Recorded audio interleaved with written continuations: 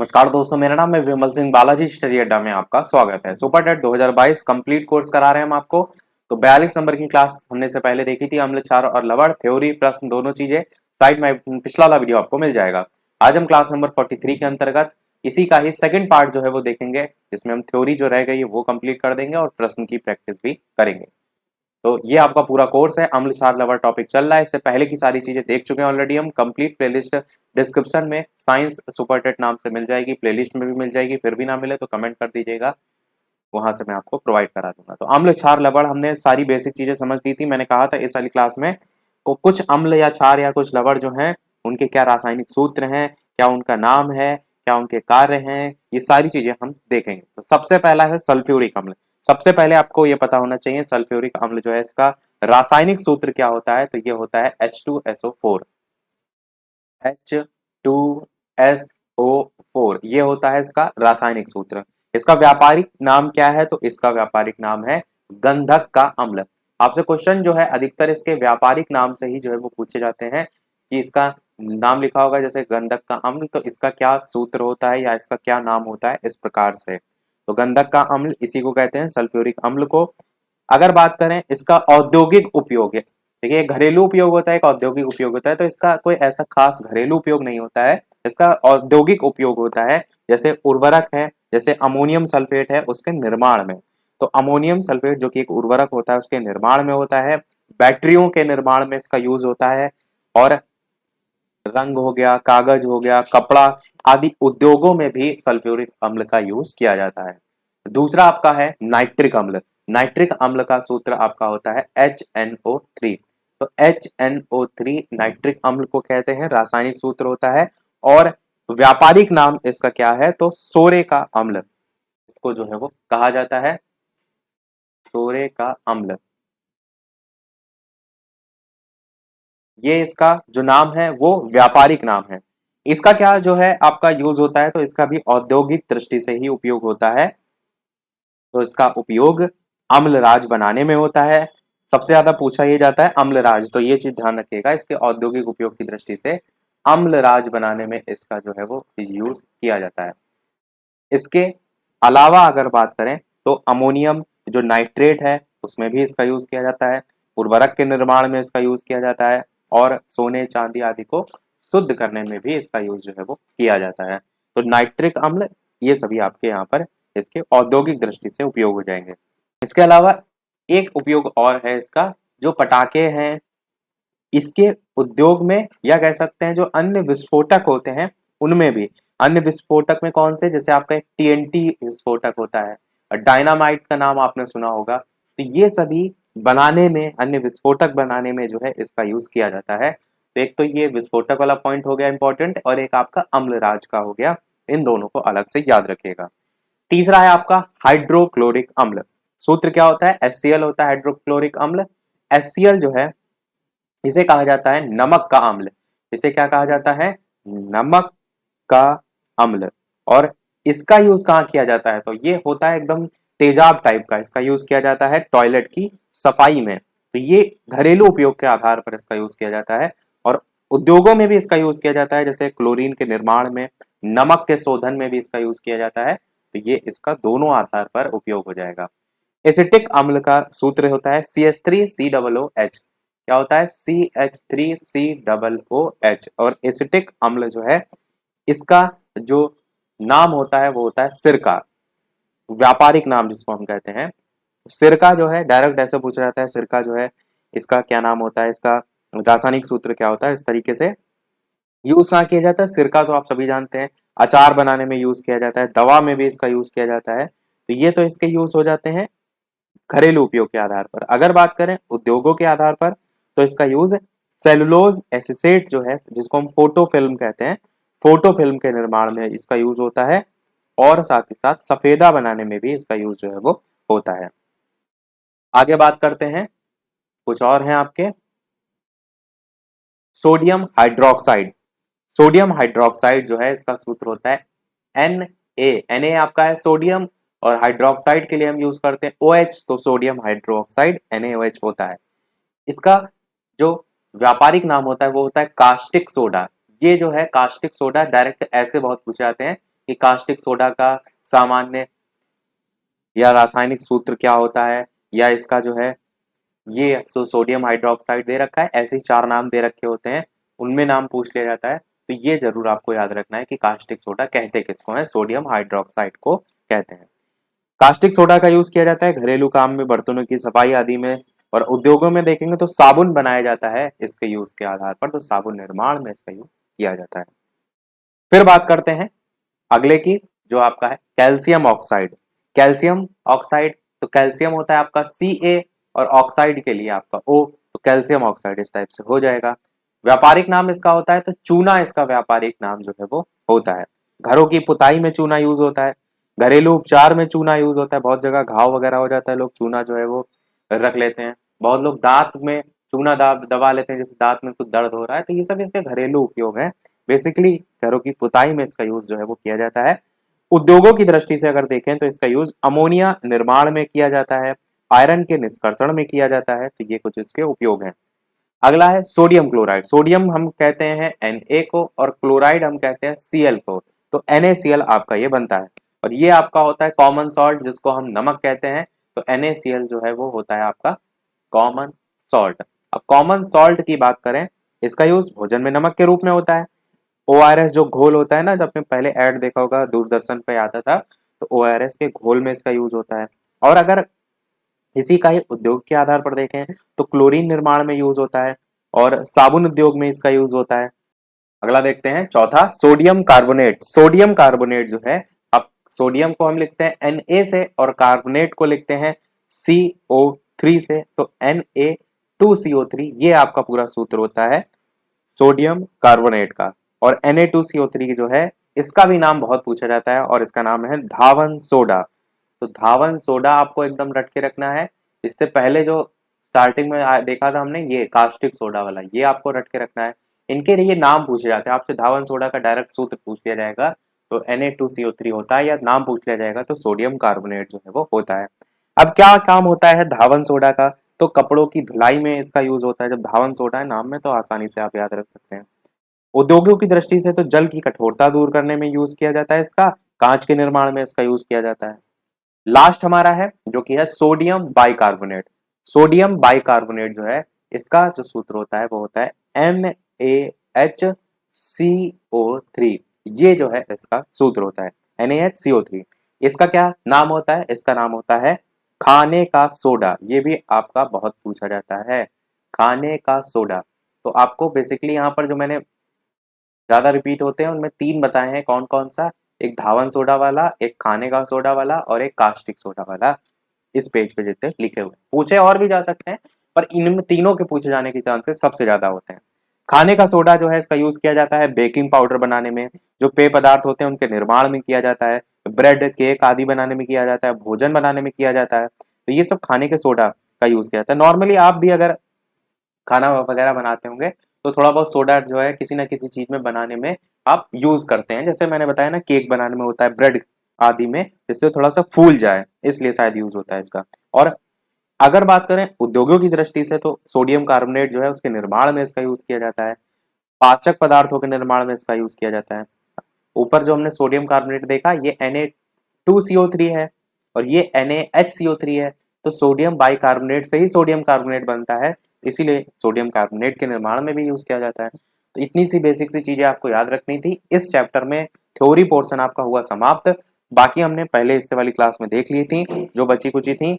तो बढ़ते हैं प्रश्नों की तरफ। साथ ही साथ वीडियो पसंद आए तो लाइक सभी लोग अवश्य करते रहिएगा, शेयर करते रहिएगा, ताकि और लोग तक भी वीडियो पहुंच सके, और वीडियो लाइक सभी लोग अवश्य करते रहिएगा, आपके लिए यहाँ सारी मेहनत की जा रही है। चलिए अब प्रश्नों की प्रैक्टिस करते हैं, और लास्ट में क्वेश्चन हम आपसे भी पूछेंगे। सबसे पहला प्रश्न ये हमने पिछली वाली क्लास में देखा था, जो हमने पार्ट नंबर 1 इसी का देखा था, इसी चैप्टर का, उसमें जो है हमने देखा था सिरके में इनमें से कौन सा अम्ल पाया जाता है, ये मैंने प्रश्न पूछा था, lactic acid, citric acid, malic acid, acetic acid. तो बताइए कौन सा इनमें से जो है वो सही होगा। तो ऑप्शन ABCD में से आंसर की बात करते हैं तो आपका सिरका जो होता है उसमें एसिटिक एसिड पाया जाता है, डी वाला आपका ऑप्शन यहाँ पर जो है बिल्कुल सही हो जाएगा। रासायनिक सूत्र अभी मैंने आपको बता ही दिया, CH3COOH होता है, तो इन सभी को तो आपको हर हाल में रट के जो है वो रखना है, CH3COOH। और भोजन के रूप में आप प्राय सिरके में 4 से 8% तक एसिटिक अम्ल देखते हैं, तो सिरके में देखने को मिलता है। डी वाला ऑप्शन सही होगा। दूसरा प्रश्न देखते हैं। टोटल अच्छा प्रश्न हम कितने देखेंगे, तो वही लगभग 13 प्रश्न है हमारे। लास्ट में क्वेश्चन हम आपसे पूछेंगे। तो जल के लिए पीएच का मान कितना होता है, लगभग 0 होता है, लगभग 7 होता है, 5 या 5 से कम होता है, या 8.7 या उससे अधिक होता है। तो बताइए इनमें से कौन सा जो है वो सही होगा। पीएच वैल्यू होती क्या है, मैंने आपको बताया था। पीएच स्केल होती है जो पदार्थों की अम्लीयता या क्षारीयता जो है उसको जो है वो प्रदर्शित करती है। और ये भी मैंने स्केल पे आपको बताया था कि इस स्केल में कब आप 7 से कम जाते हैं तो क्या होता है। तो आंसर की बात करते हैं। यहाँ पर आंसर आपका लगभग 7 जो है वो बिल्कुल सही होगा। इसका मान हाइड्रोजन आयन के सांद्रण के व्युत्क्रम के लघुगणक के बराबर होता है। जब न्यूमेरिकल के तौर पर आप इसको यूज करते हैं, वैसे आपको याद रखना है कि जल के लिए पीएच का मान 7 जो है, लगभग 7 जो है होता है। अगला देखते हैं आपका। यहां पर आपको सुमेलित करना है। एक तरफ नाम दे रखे हैं नीला थोथा, Epsom salt, baking soda, caustic soda. दूसरी तरफ उसके नाम दे रखे हैं sodium bicarbonate, sodium hydroxide, magnesium sulphate, copper sulphate. तो आपको बताना है कि इनके किससे कौन सा मैच होगा और उसके अकॉर्डिंग कौन सा यहाँ पर ऑप्शन एबीसीडी में से क्रम होगा। तो बताइए। अभी मैंने यहाँ पर जो बताए हैं उनमें से आपको मैंने कास्टिक सोडा, बेकिंग सोडा ये सब बताए हैं। तो बताइए बेकिंग सोडा किससे मैच होगा। बेकिंग सोडा, जिसको हम खाने का सोडा भी कहते हैं, ये जो बेकिंग सोडा है इसी को हम खाने का सोडा भी जो है वो कहते हैं। और खाने का सोडा का जो सूत्र है अभी मैंने आपको बताया कि ये होता है आपका NaHCO3। ये होता है सोडियम बाइकार्बोनेट, ये इसका सूत्र होता है। अब बेकिंग सोडा है खाने का सोडा, इसका सूत्र NaHCO3 पता चल गया, यानी सोडियम बाइकार्बोनेट। देखिए कहाँ है, तो आपका यहाँ पर फर्स्ट वाले ऑप्शन में सोडियम बाइकार्बोनेट दे रखा है। यानी जो सी वाला आपका मैच होगा वो किससे मैच होगा, फर्स्ट वाले से मैच होगा। अब सी का फर्स्ट अगर आप देखेंगे इन चारों में से, तो यहाँ पर दो है तो ये दोनों ऑप्शन कट जाएंगे। सी या डी में से कोई आंसर आपका होगा। अब कास्टिक सोडा की बात करते हैं। तो कास्टिक सोडा, या इसको हम दाहक सोडा भी कहते हैं। जो कास्टिक सोडा होता है इसी को हम क्या कहते हैं, दाहक सोडा भी जो है वो कहते हैं, दाहक सोडा। इसका रासायनिक सूत्र क्या होता है, तो मैंने बताया था कास्टिक सोडा जो है वो NaOH होता है आपका।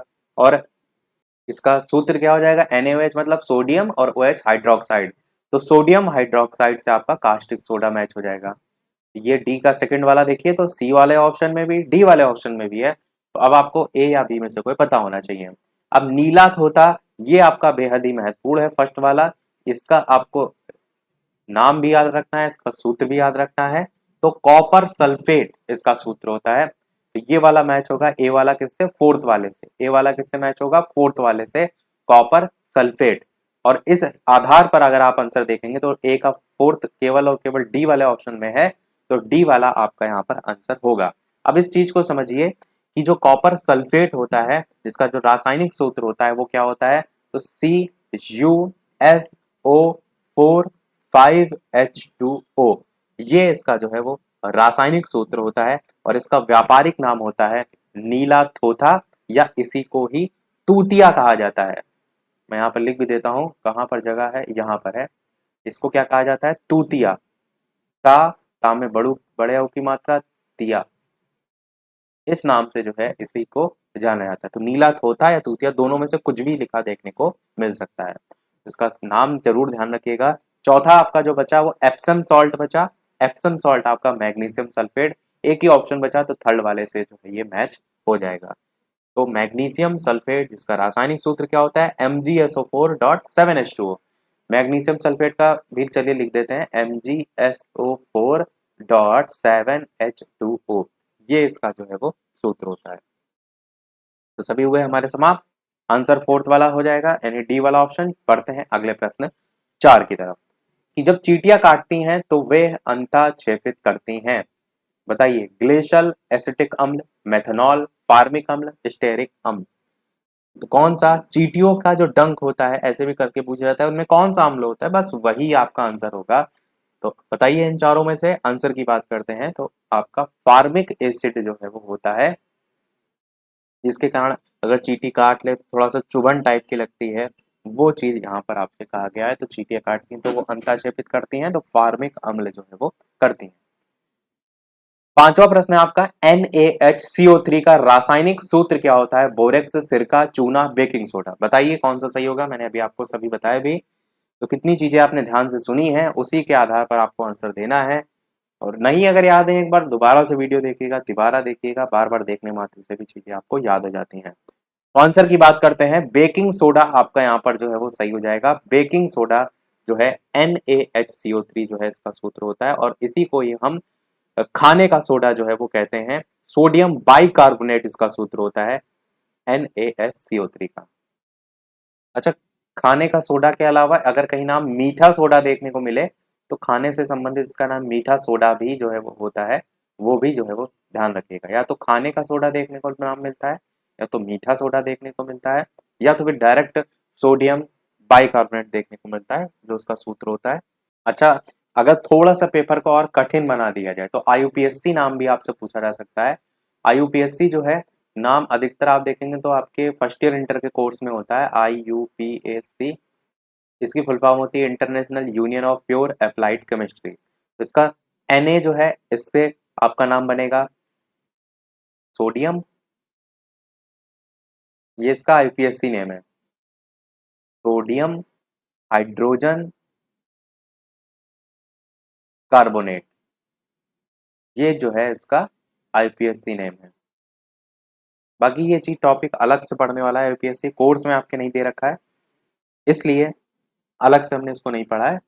बाकी डायरेक्ट अगर नाम पूछा जाएगा तो आप चाहें तो इसको याद रख सकते हैं, ये इसका IUPAC नाम है। अगला देखते हैं, छठा, कि धोने का सोडा जो है वो क्या है, जिसको धावन सोडा भी कहते हैं? Aluminium bicarbonate, sodium bicarbonate, aluminium sulphate, या सोडियम कार्बोनेट। कौन सा इनमें से जो है वो सही होगा? धोने का सोडा जो है वो क्या है? आंसर की बात करते हैं तो आंसर आपका इन चारों में से सोडियम कार्बोनेट जो है आपका सही होगा। सोडियम कार्बोनेट जो है, सूत्र आपको मैंने बताया था Na2CO3, ये आपका होता है सोडियम कार्बोनेट का।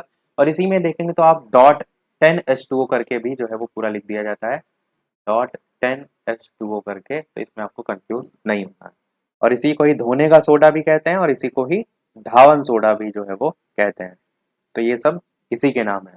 और इसका जो औद्योगिक उत्पादन होता है वो ले ब्लॉक विधि के द्वारा जो है वो किया जाता है। यूज मैंने आपको बता ही दिया, कपड़े धोने का जो साबुन है वो बनाने के लिए, जल की कठोरता दूर करने में, जो धातु कर्म होता है उसमें, कागज जो है उसका कांच उद्योग में, रंजक जो है उसके निर्माण में, ये सब इसके नॉर्मली आप यूज याद रख सकते हैं।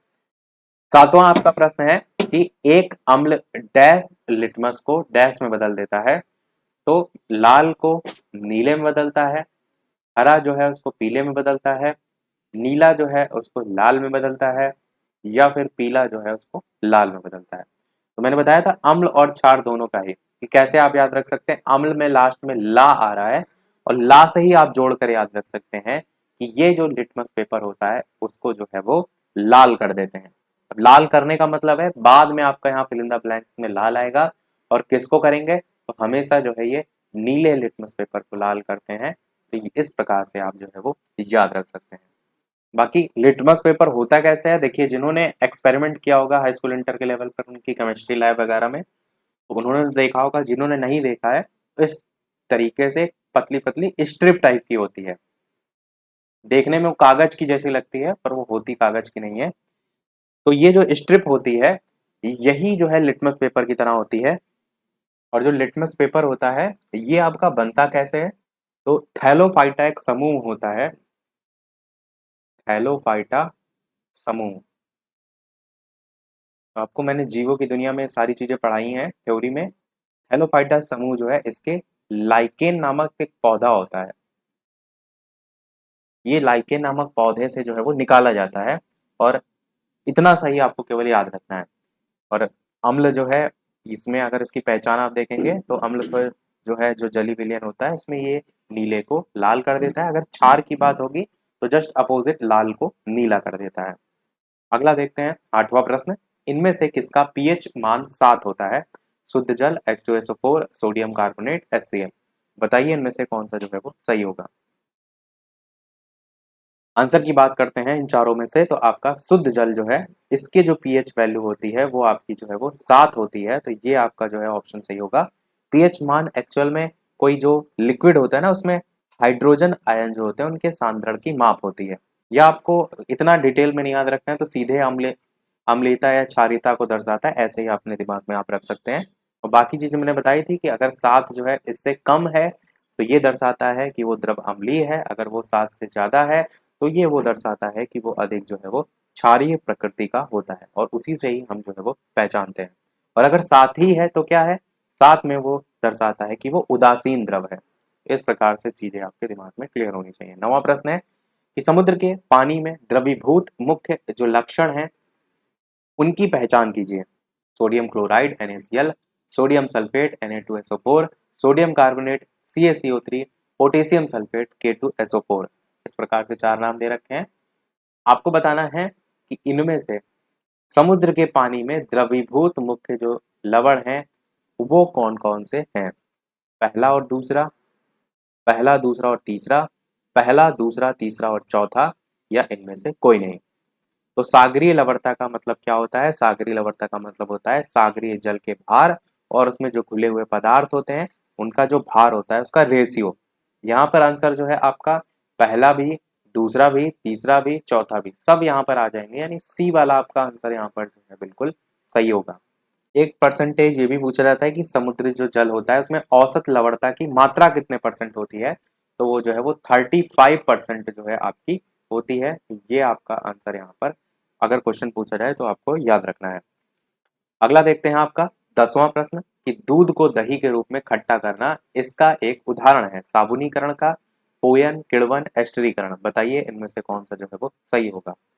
दूध को दही के रूप में जो परिवर्तन होना है, खट्टा होना जो है, ये एग्जाम्पल होता है आपका किण्वन का। तो सी वाला आपका ऑप्शन यहाँ पर जो है वो सही होगा। और इसी को हम ये भी कह सकते हैं कि एक जटिल कार्बनिक यौगिक सूक्ष्म जो जीव होते हैं उनकी सहायता से जो सरल कार्बनिक यौगिक होते हैं उसमें विघटित हो जाता है। किण्वन का अच्छा यूज और आप कहाँ देखते हैं, तो इसका यूज जो है वो अल्कोहल या शराब के निर्माण में भी जो है वो किया जाता है। और दूध का खट्टा होना, दूध से दही बनाना, दही से दुर्गंध आना, स्टार्च हो गया, या जो सीरा होता है ना उससे एथिल अल्कोहल बनना, सिरका बनना, ये सब आदि किसके उदाहरण हैं, तो ये सब किण्वन के ही एग्जाम्पल जो है वो होते हैं।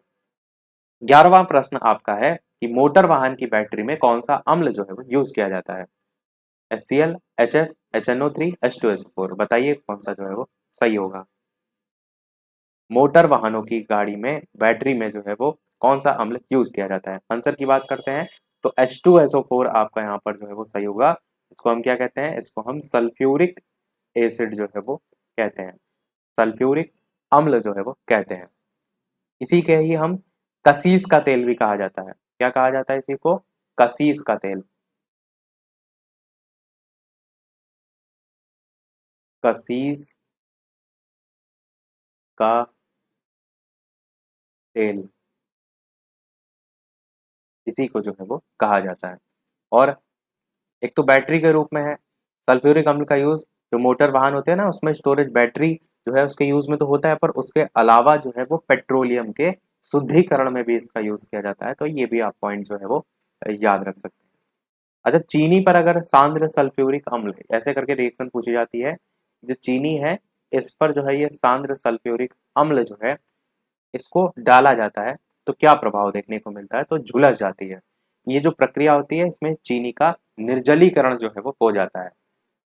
शॉर्ट में मैंने नी लिख दिया है, निर्जलीकरण जो है वो हो जाता है। 12वां प्रश्न आपका सेकंड लास्ट होगा क्योंकि 13 ही आपके लास्ट प्रश्न है कि धावन सोडा या धावक सोडा किसका साधारण नाम है।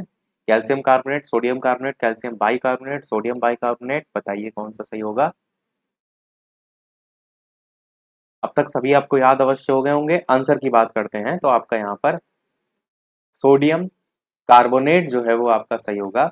सोडियम कार्बोनेट जो है धावन सोडा या वॉशिंग सोडा कह लीजिए उसका साधारण नाम जो है वो होता है Na2CO3.10H2 करके मैंने बताया था।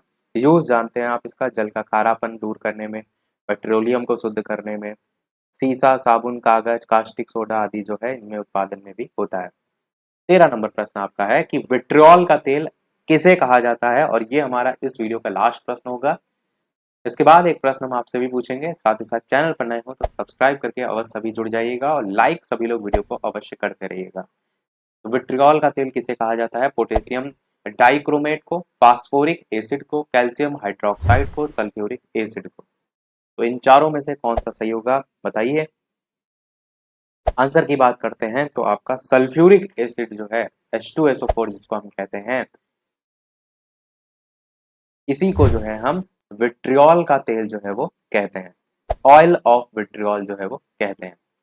तो सभी प्रश्न हुए हमारे समाप्त। अब एक प्रश्न आपके लिए भी, जैसा कि सभी वीडियो में हम आपसे एक न एक प्रश्न पूछते हैं, तो इस वीडियो का आपके लिए प्रश्न है जिसका आंसर वीडियो के मेन कमेंट में आपको बताना है कि स्याही का दाग मिटाने के लिए कौन सा अम्ल प्रयोग करते हैं।